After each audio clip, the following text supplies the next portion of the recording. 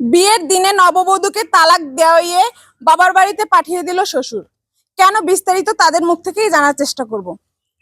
আচ্ছা, আপনারই তো মেয়ে, জি। তো আপনার মেয়েকে আজকে বিয়ের দিনে কেন মানে তার শ্বশুর তালাক দিয়ে এই বাড়িতে নিয়ে আসছে? এটা তো আমি নিজেই বুঝতে পারছি না। ছেলে মেয়েকে ভালোবাসে, মেয়ে ছেলেকে ভালোবাসে। তো 3 ঘন্টা আগে বাড়িতে কাজে ডেকে নিয়ে এসে বিয়ে টিয়ে পরে আমি বিদায় করেছি। একটু আগে এসে কয়, মা আমারে ছাইড়া দিছে। এটা কোনো কথা? আর এটা কোনো মা বাপে মাইনে নিব? এটা তো আসলে ঠিক। আসলে মানে কেন যে এই ডিভোর্সটা দিছে এই ধর এই ব্যাপারে আপনি কিছুই জানেন না? আরে মা, আমি কিছুই জানি না। জানলে তো কইতামি। আচ্ছা, আপনি কি শ্বশুর বাড়িতে গিয়ে এমন কোনো কিছু করছেন যে আপনাকে আজকের দিনেই ডিভোর্স দিয়ে আপনার বাবার বাড়িতে আপনার শ্বশুর রেখে যাচ্ছে? আপনি একটু প্লিজ বলবেন আমাকে।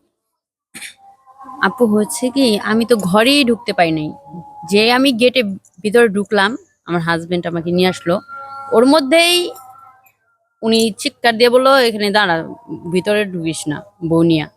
আমার হাজবেন্ডের ডাইকে নিয়ে কি বললো আমি নিজেও আসলে জানি না নতুন উনি বউ কি খুবই নার্ভাস, আমরা একটু জামাইয়ের কাছে একটু জানার চেষ্টা করবো। আচ্ছা, আপনার স্ত্রীকে যে আজকে বিয়ে করছেন, আজকে বিয়ে করার সাথে সাথে আপনার বাবা যে আপনাকে দিয়ে ডিভোর্স দেওয়ায় আপনার শ্বশুরবাড়িতে আপনার স্ত্রীকে রেখে যাচ্ছে, এইটা মানে কতটুকু মানে কি আমাদের একটু বলবেন প্লিজ। আসলে কিভাবে কি হয়েছে আমার বাপে চেঞ্জ হয়ে গেল আমি নিজেও বুঝলাম না।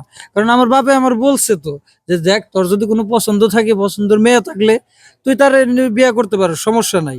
কিন্তু আমি যখন বিয়ে করলাম, বিয়ে করার পরে যখনই আমার বোরে নিয়ে গেলাম, তখনই আমার বাপে পল্টি। আসলে আপনাদের বিয়েটা পারিবারিক ভাবে না, আপনারা লাভ ম্যারেজ করছেন, তাই তো? হ্যাঁ, আমাদের দুজনের আগে থেকে চিন পরিচিত আসিল। আচ্ছা, তো আমরা একটু যে বাবা শ্বশুরের কাছে একটু জানার চেষ্টা করব কেন এই কঠিন সিদ্ধান্ত নিল। আচ্ছা, আপনি এই যে আপনার ছেলের বিয়ের দিনে এরকম একটা কঠোর সিদ্ধান্ত কেন নিলেন, আমাদের একটু বলবেন প্লিজ। আসলে নিতে হইল, প্রতিশোধ নিলাম। সত্য কথা কি জানেন, সমস্ত দোষ হলো এই যে মাইয়ার মার।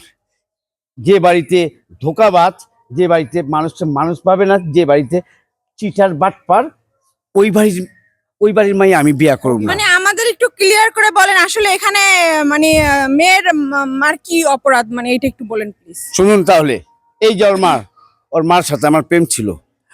12 বছর প্রেম করছি, 12 বছর পর সে আমার ধোকা দিয়ে গেছে গা।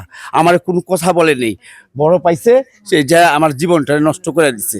আর আমি আমি যখন নাকি শুনছি যে এই আমার পোলায় এই বাড়ির মেয়ের লগে প্রেম করে, তখন ওই যে আমার যে কষ্টটা, ওই কষ্টটার এটা দেওয়ার লেগি আমি এই পদ্ধতি নিছি যে আমি আর মায়ের দিয়ে আমার পোলার দিয়ে বিয়ে করামু, তারপর নগদ আবার তারে তালাক দিয়ে মানে আর আপনি মার আগে কাছে দিমু। থেকেই জানতেন যে আপনার ছেলে যাকে বিয়ে করবে সে হলো কি আপনার এক্স এর, মানে আপনার আগের গার্লফ্রেন্ডের মেয়ে, আপনি এটা আগে থেকেই জানতেন, এটা আগেই আপনার পরিকল্পনা ছিল? জানতাম। আমার ছেলে যখন বলছে যে আমি এই বাড়িতে প্রেম করি, এর মার নাম এই, তখন আমি বুঝছি যে আমি সুযোগ আসলাম, ওই সুযোগটা তারে নিতে। এই যে দেখো কত কষ্ট, আমার জীবনটা তুমি নষ্ট করছো। তুমি তোমরা একজন আরেকজনের নষ্ট করছো, কষ্ট করছো, বুঝাইবা যে আমাকে 2টা জীবন যে তোমরা নষ্ট করে দিতেছ, এটা কি হইব?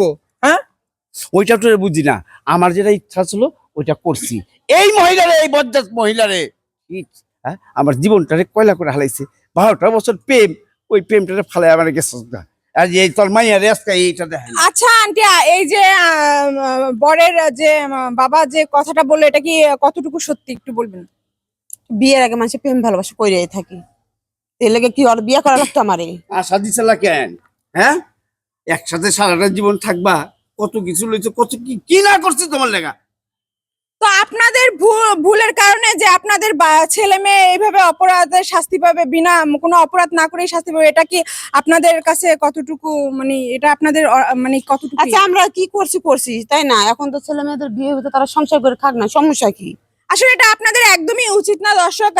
যে বাবা মা ভুল করছে সেটার সেটার খেসারত যে তার ছেলে মেয়ে দিবে, এটা কোনো কথা না। বাবা মা ভুল করছে অতীতে, সেটা অতীতেই থাকা ভালো ছিল। এই যে তারা নতুন বিয়ে করছে, তাদের দাম্পত্য জীবন সুখী হয়, এটাই আমাদের কামনা করা উচিত। তো আমাদের এই ভিডিওটা শুধুমাত্র আপনাদের বিনোদন দেওয়ার জন্য এবং আপনাদের একটা শিক্ষামূলক ভিডিও বানানোর চেষ্টা করেছি। অবশ্যই এরকমের কেউ ভুল করবেন না। আমাদের ভিডিওটা যদি ভালো লাগে অবশ্যই লাইক কমেন্ট শেয়ার করবেন।